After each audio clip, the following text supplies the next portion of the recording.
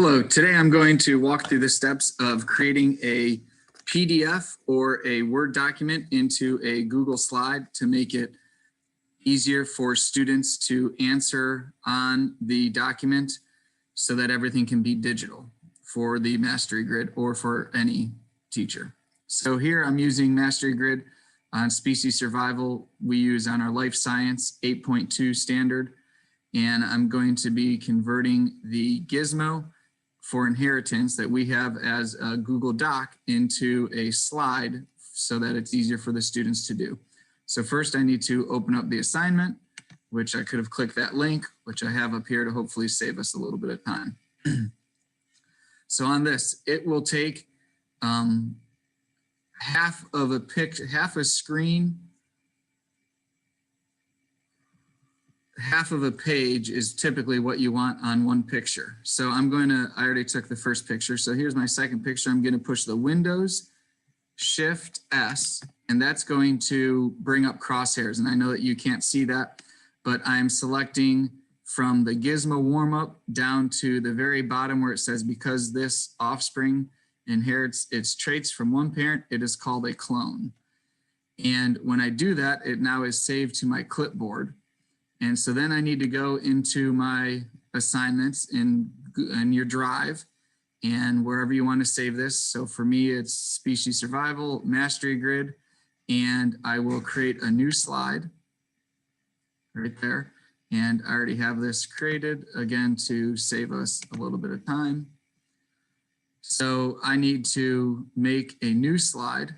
So here I usually do blank ones because that's what works easiest. And then I click on here and I push Control V, which will paste the image, or you could have went to Edit Paste. That also works. And now I have this here. Now I want to make it a background, because if I don't, students are going to be able to move this. And when they try to type on it, it'll move, the text boxes will move, and it makes it very hard.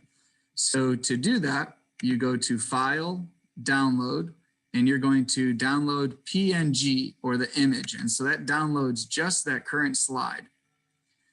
And so now I can delete that picture, and I'm going to go to background, choose an image, and then right down here where I downloaded that slide, I pull it in here.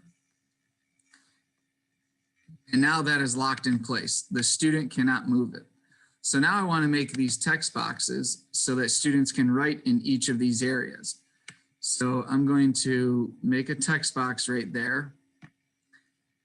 And now you want to go to fill, so the paint can that has paint filling out, and make that red. And then I want to go to highlight and I make it yellow. This is going to make it very obvious where students are supposed to type, and it allows you to see what they have written.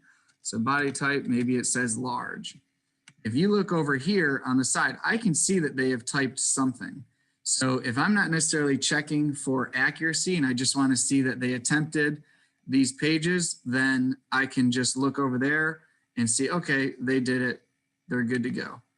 So now that I have that one text box, I want to make a copy of it. So I click on it, hit Control C, and then push Control V, and I'll have another text box. I'll put that there, and I'll need to do that for all of the places that I want the students to type. Having them understand that they're going to be writing in the red makes it easy for them to know the work that they have to do.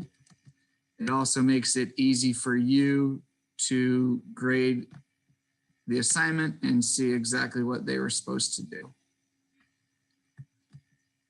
For this one, I'm going to want it to be a little bit longer and larger, so I can just stretch and make it the size that I want it to be.